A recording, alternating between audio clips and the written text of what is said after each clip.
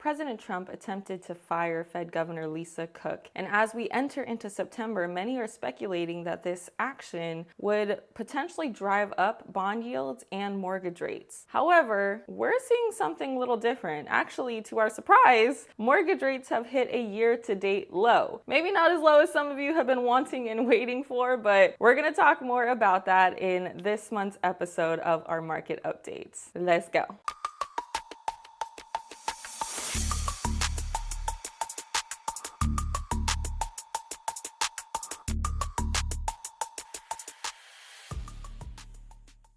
All right, y'all, we are here entering into September 2025. I'm so excited that you're tuning in. If you are tuning back in and watch these on a monthly basis, thank you for your support, and I hope that this has continued to be a helpful resource for you on your journey, whether you're buying, selling, investing, building a portfolio, or just staying informed. And if this is your first time joining me, extra special welcome and thank you. We do this on a monthly basis, just sharing what's going on in the real estate market here locally in Santa Clara County in the Silicon Valley. And we'll have some topics that go kind of across the Bay Area or across the state of California, but I want this to be relevant to our people right here in our community. So that's what this is all about. My name is Lolo Fisher. I'm a realtor and senior associate with Metis Real Estate, and my mission is to help you live well, live better, and live more. We are given life as a gift, and we need to enjoy it, and that takes an active choice. It takes some strategic planning when we're thinking about wealth building for generations to come and for our families, of course. And with all of that in mind, this month's episode, we're going to go over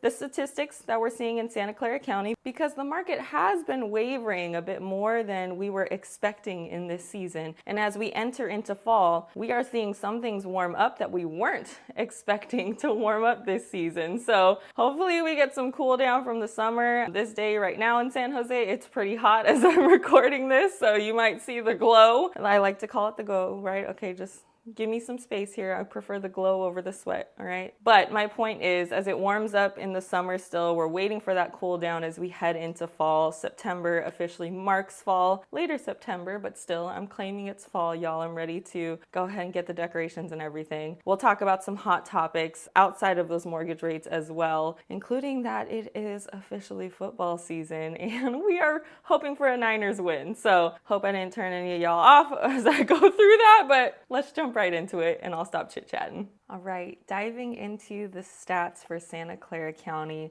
Here are our numbers as of August 28th, 2025, so that we can look at this past month going into September. So a few more days left of August, so these numbers could change just a bit by the time this is posted, but you'll at least get that rough idea of what's going on. So we have 1,945 properties for sale as of August 28th. So just thinking about what those active listings are, of that 1945, 1,134 of those are single family residences. So I know there's a lot of you that actually prefer the single family home over a townhouse or condo, an attached unit. So that's just good for you to compare what's actually out there as you are in your search, for those of you on your buying side. And then of the properties sold, significantly less than that number is what we're seeing. So over the month of August, 176 properties have sold, and that's inclusive of single family homes, townhouses, and condos in Santa Clara County. Now, the median sale price this month is much higher than the past couple months that we've been talking about. So even though we're seeing sales a little bit less, this median sale price might be higher than you expect. And it is $3,390,000. So just near $3.4 million is our median home sale price in August. Now, I wanted to dive into that more because if we were just looking at San Jose, for example, that number is usually somewhere between the 1 and 2 million mark, usually hovering around that 1.7-ish frame. Even through the season changes and things, we tend to hover around that frame over this past like 6 months to a year. However, I was curious, if we're looking at a $3.4 million median sale price, that has to be telling us something. So I went and broke it down by the areas that we're seeing these homes sold, because I know San Jose, Santa Clara, a lot of homes that we expect to sell really quickly have been sitting on the market longer. And we can always talk about that more, of course, but there's a 7 days on market median as well. Something else is happening. When we break it down by area, here is why. A lot of our, what we would typically term as luxury real estate, bigger properties, bigger lots, or not necessarily bigger, but high demand areas that tend to be more expensive, have more home sales than usual. So in Cupertino, 11 homes sold this past month. In Los Gatos and Montessorino area, 6. And in Los Altos Hills, 4. And we can keep going down from there, but I think these are big numbers to pay attention to know what is selling right now and what is selling quickly. So we always kind of note during certain seasons, certain homes are going to go quicker. So there's kind of a season for like luxury real estate tends to be on the market and selling quickly. There's a season where, families are looking more so as we're kind of going into this back to school season. We usually see some of the family homes slow down and take a pause because families are so focused on getting their kids back in school and figuring out that whole process of ending summer and moving into fall transitions is a lot. So to add the decision of purchasing a house can be a lot of weight for folks. So all to say, there's always things going on in the market. People's lives change. People pass away, unfortunately, right? But it's a part of our life. At the same time, new life comes into the picture. Jobs change. People have to move for family. People have to move for work. People want to move for whatever reason, this or that. And all of that gives us the trends that we see in real estate. So while we think about the numbers, we also want to think about what is actually happening in life and in these seasons that humans are experiencing, because that's going to kind of help us dictate what's going on with these market trends. So from there, I always like to check out what's going on with the mortgage rates. And that was kind of our hook into this video that I mentioned. Let's dive into it a little bit deeper and see what is going on in the news as it relates to mortgage rates and what's actually being told to us by the numbers. All right, so the mortgage rates, as of Thursday, August 28th, the mortgage rates were 6.5% nationally. And that is the lowest year to date. So no, we're not seeing the 2.5%, the 3%, the 4% at all, really. And I don't suspect that we'll be seeing that anytime soon. So if you are waiting for it to go back to those numbers, stop waiting.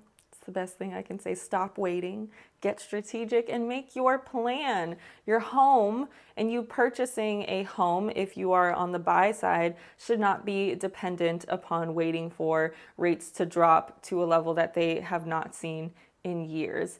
And on the other side of that, if you are like, I don't want to sell my home because I am locked into this low rate, then there's ways to kind of find, just depending also on your circumstances, your age, what the status of your home is, if you've refinanced before in the past or not. There are ways to calculate something that makes sense for you, where you might be able to keep your mortgage rate that you are locked in at, even though you might be moving to a new home, or you might not be able to keep it, but you can work out something else that's going to help you keep your mortgage payments affordable at the place that you move to next. So moving is not impossible if you are locked into a really low mortgage rate right now that you're not sure if it's feasible in the future. We just got to make our plan. We got to look at all the facts in front of us and figure out what's going to work for you.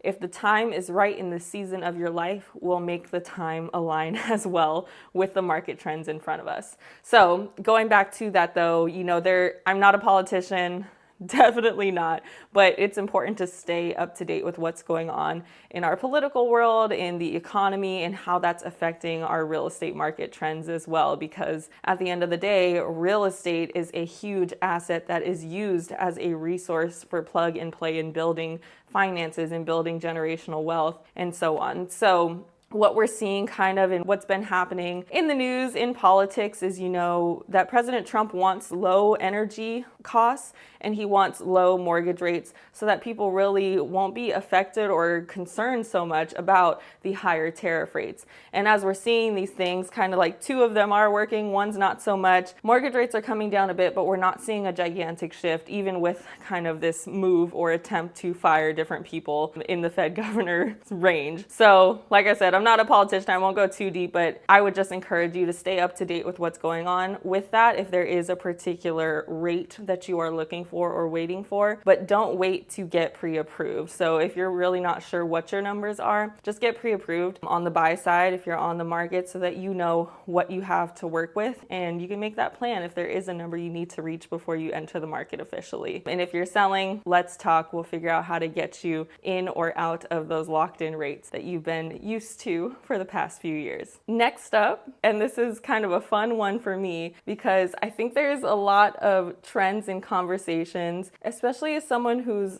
on the millennial border of growing up feeling like, oh, your parents don't like to use tech or your grandparents don't know how to use tech. And that's not always true. All generations are using technology in some way. The level or amount of use definitely varies, and we're seeing obviously our Gen Zers have grown up with this in a way that we haven't, but there's new innovations coming out that can affect how different generations use technology, and one of those is actually smart home technology. There has been new development in smart home technology specifically for seniors, and I find this fascinating. Let me read to you a little bit more about it. There's a recent article by Neil Pearson featuring Florida State University professor Jing Wang, and it discusses essentially the intersection of healthcare and technology, but this one specifically is related to smart home technology for seniors. So it reads, about 1 in 4 Americans are at least 60 years old, and this group now outnumbers children in 11 states,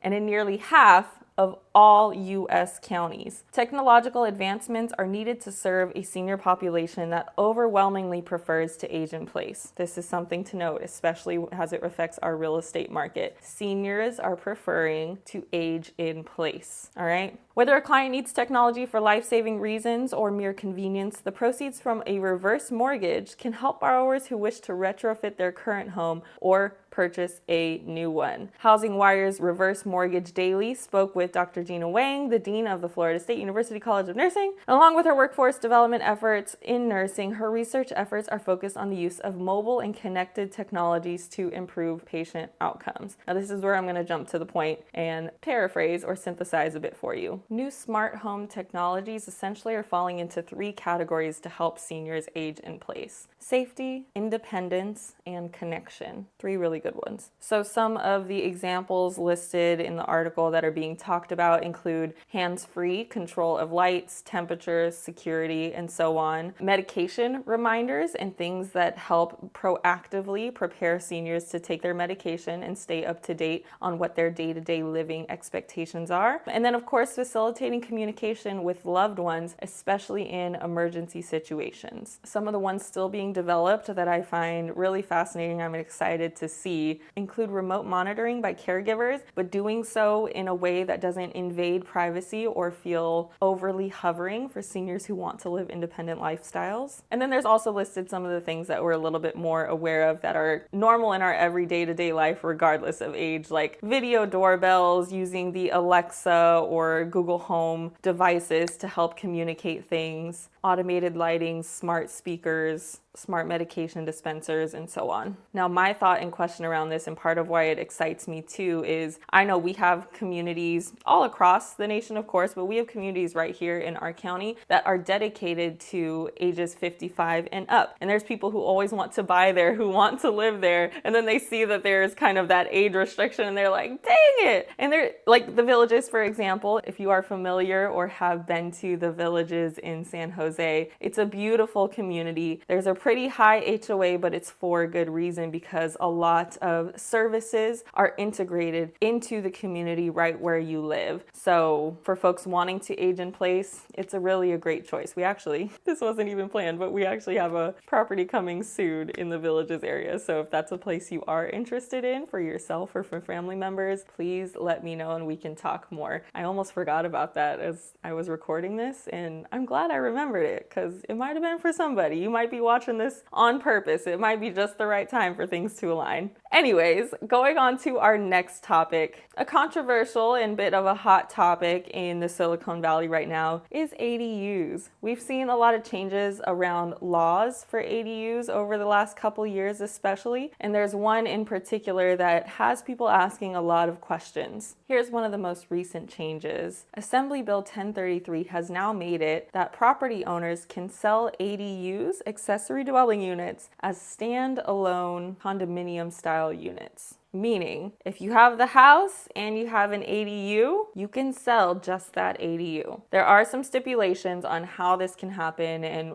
what terms that ADU needs to fall under. It has people asking questions around what is smarter, building an ADU and selling it, or building an ADU to rent and build passive month-to-month income. It's going to depend on your situation. Of course, you know the answer is always it depends. It's the least favorite answer, but it's true because it's how we customize things to fit your needs and your goals. But let me tell you a little bit more about what this AB 1033 did and what it says. And I quote, Assembly Bill 1033 allows property owners to sell their ADUs as separate standalone condominium style units, but only after their local city or county has adopted a specific ordinance to enable this. So it is not everywhere across the board. You need to check your local city and county laws specifically. This new law, which was technically enacted in 2024, but we're seeing it more so because some of our cities and counties here are starting to allow it, enables the sale of an ADU as a condo, providing a way for homeowners to gain equity without taking on debt and potentially increasing the stock of smaller, affordable homes. So on the buy side, I see this as a possible benefit because, the housing market is really challenging for first-time home buyers especially. So ADUs that are being sold as condos essentially might come at a more affordable price for first-time home buyers, or in general for people looking for those starter homes, first, second-time homes that they want to start at and build from. And on the opposite end of that, it could also help folks who are sizing down. Let's say someone who is now empty nester, kids are all grown, and they're like, I just want a space for myself or just for the two of us, whatever it might be, and looking for maybe a smaller space than the big single family home that they're used to. And especially for anybody that's on a fixed income, which we see for a lot of our seniors, this could just provide a few more opportunities to have that independent space still. That's not necessarily a townhome or a condo attached. It's its own thing. However, it's being sold and treated like a condo. Flipping that to the other end of the selling side, for people who are in a situation where you feel like you need to sell and you need to bring in more income or pay off some debt, or the mortgage payment is just getting maybe too much to handle. I hope that's not the case, of course, but it's the reality of what we see across the Bay Area in a lot of situations. Then keeping your main property but selling the ADU that you have on your property could be a good option to maintain what you have, but maybe let go of just a partial piece and keep equity in your main home while generating income and releasing just a little bit from the ADU side. Of course, you have to figure out if your property, where it is situated, and if the ADU is up to the standards of what makes it sellable separate from your main residence. If you want more information on this or want to see how it affects you specifically, just let me know and we can talk more about it. Alrighty, our last hot topic. How about them Niners? It's football season. Okay, I'm not actually going to talk about the game necessarily. So whether you are 49er faithful or for some reason going for a different team, even though you're living here in the Bay Area, we'll let you do what you need to do. All right. But I actually want to talk about what is happening in the market related to the 49ers. And it's really more so about commercial developments, but of course, commercial always affects the residential too. So as we see growth in an area, for example, we usually see growth in the residential as well. And similar, if we're seeing decay, like when we think about a lot of all the sports teams leaving Oakland, how that has affected the city and how that's affected the market, we want to keep an eye on what's going on in that space as well. So obviously our Levi's Stadium is home to us, Santa Clara. And as we see that, they're going through a massive massive redevelopment. They've been experiencing a lot of delays, but this is a $8 billion project of redeveloping the stadium in certain ways. So we are definitely going to be seeing some more growth and happenings in and around Levi's Stadium. More specifically, if you haven't already heard, there was a $370 million purchase of the Park Kylie apartment complex in San Jose and a $210 million purchase of a South Bay tech campus. All things nearby that are signaling to us that despite when we see an overall slow housing market, activity and growth is happening. And we're only going to keep growing and going up from here. Now, those two commercial purchases in particular may not be specifically 49ers or Levi's Stadium related, but this is how we think about commercial developments and how it affects our residential real estate market. So if you look up those locations, Levi's Stadium, Park Kylie apartment complex, South Bay Tech campus, and where they're happening, we can expect some growth as well. And usually that growth starts with new and young professionals to the area, but not always. So we will keep an eye on what's going on in these areas and how the commercial developments continue to affect and grow the residential developments in our communities. We won't get into it too much today, but also to note it is a huge growth in the development of affordable housing communities as well. And that one is actually directly related to Levi's Stadium because there is a new development project at the stadium site expected to deliver over 1,600 affordable housing homes to the community. So for sellers around these areas, it has been a slower market for most. So we have seen some price expectations decline or just longer days on market, but I don't suspect that that's going to last long as we see these developments come into fruition. I hope this helps to inform you just a little bit of what is going on in and around our real estate market and how we'll be affected by it as we take on the market ourselves, buyers, sellers, investing, building portfolios, etc. I actually want to finish our market updates episode this time showcasing and highlighting a few of the homes that are currently on the market that you might want to check out. All right, first up is 3910 Briar Glen Drive in San Jose. This is in the Cambrian Park neighborhood with the 95118 zip code. And to many's surprise, it's actually been on the market for almost 100 days now at the time of me recording this episode. It has a really large lot size, 6,700 square feet. It's a corner lot, very quiet, beloved neighborhood with top-rated schools. It is a 4-bedroom, 2-bathroom home. The home itself is 1,857 square feet. It has features such as the red brick and may need a little more aesthetic and personal touch on the inside, but the bones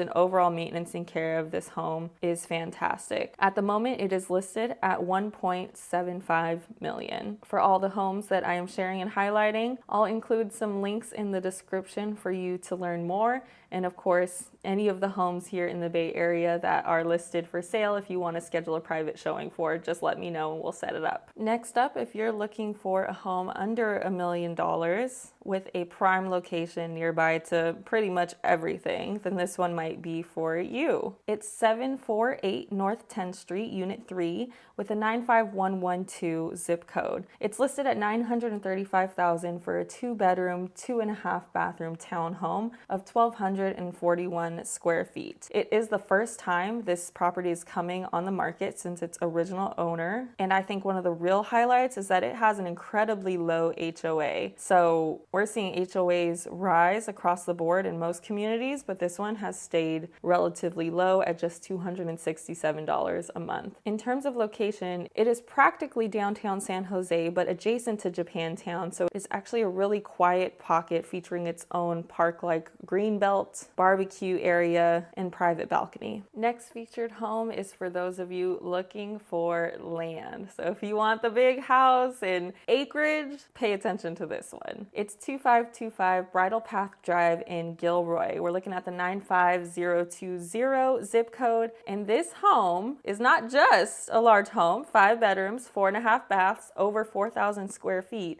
but it's also perched atop 10.7 private acres with sweeping 360-degree views. So it is a hilltop estate and really kind of combines privacy, natural beauty, convenience, and that refined living space. All high-end appliances, including a Wolf 5-burner cooktop, and amidst those many acres, the gated backyard does include a pool, fire pit, big grassy lawn, and stone patio. So if you're really wanting those stunning sunset views over Gilroy Valley and a home to host family and friends, you gotta check this one out. It's listed at $2,475,000 right now, and I'm really not sure how long it's gonna last once those that are looking for land and sweeping views find it. Now, jumping back to townhomes, there is actually a brand spanking new row home community that was just built in Campbell, California, and it's called Union Villas. So there is, I think, one 4-bedroom plan and multiple 2-bedroom plans starting at $1.25 million. These homes were just built, with actually September 2025 being the starting allowance for move-in. So if you are wanting a brand new construction, completely updated, modern, the big windows, natural sunlight, high ceilings, premium appliances, then you gotta check these out. Private showings are available, and they just had their first broker's preview just a couple weeks ago. So this is the time to get in on these if you are wanting a brand new construction in a community with highly rated schools, safe neighborhoods, lots of parks and trails, and truly so loved by everybody who lives there. And with that, I can't say too much about these next two because they're not officially on the market yet, but just want to give you a heads up that coming soon we will have a gorgeous, almost new 4-bedroom, 4-bathroom townhome listed in Alameda that you'll definitely want to check out. I know I fall in love with a lot of homes, but I absolutely fell in love with this home, this community, and the location of it when I went for our listing appointment. So I'm excited to share it with you all really soon. And then we also have a home in Fremont coming to the market soon. More details will be shared as we get closer to bringing them to market. And that's that, friends. Thank you so much for joining me for our September 2025 market updates. I hope to see you next time. Stay tuned in. We bring back these market updates and new trends and new hot topics every single month. So make sure you subscribe on YouTube and follow me on Instagram for more information. We also can connect on LinkedIn, and I'm happy to answer any of your questions along the way, whether you drop it on social media, email me directly, or give me a call. I'm here for you. Always happy to be your local market expert here in the Bay Area and specifically in Santa Clara County. I hope your summer wraps up well. Let's dive into fall season with a bang. Bang, bang, nana gang. You see what I did there? See what I did there?